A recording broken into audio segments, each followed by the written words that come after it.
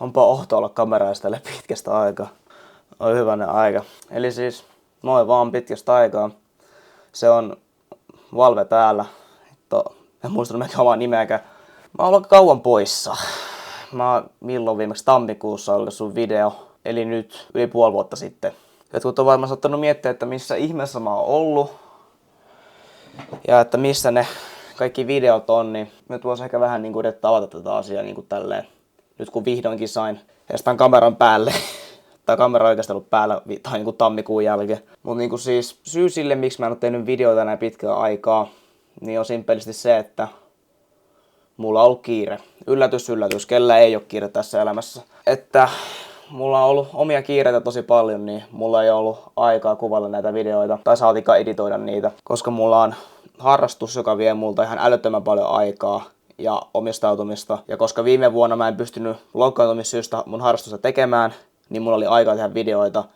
Niin sen takia viime vuonna mä pystyin tekemään paljon videoita, mutta nyt mä en ole tänä vuonna voinut, kun mä oon voinut taas olla lajini parissa ilman ongelmia. Et silleen on se harmi, että näitä videoita ei ole ehtinyt tekemään tässä koko niin kuin vuonna 2026 ollenkaan. Ja nyt mä yrittäisin tehdä taas siihen muutokseen, että kun mulla on monta videota, joita mä oon jo kuvannut, mutta se on vaan silleen, että mulla ei ole aikaa editoida niitä.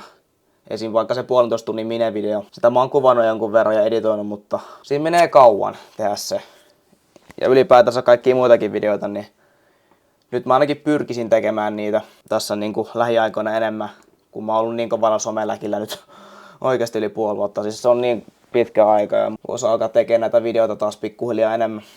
Tää oli tämmönen lyhyt päivitysvideo, että missä mennään. Ja olen ihan kunnossa, ei mitään. Mä oon ihan täällä omassa huoneessani tällä hetkellä, puhun kamera edessä. Pyrkisin saamaan videoita nyt ulos ainakin tässä lähiviikkojen aikana muutaman. Ei välttämättä ole mitään maailman isoimpia, mutta jos mä saisin muutaman, niin se olisi ainakin ihan hyvä. Että katsellaan, nyt mä yrittäisin tulla takaisin YouTubeen. Kiitos, että katsoitte tämän lyhyen ilmoitusvideon ja toivottavasti nähdään seuraavassa videossa hyvinkin pian. Oi.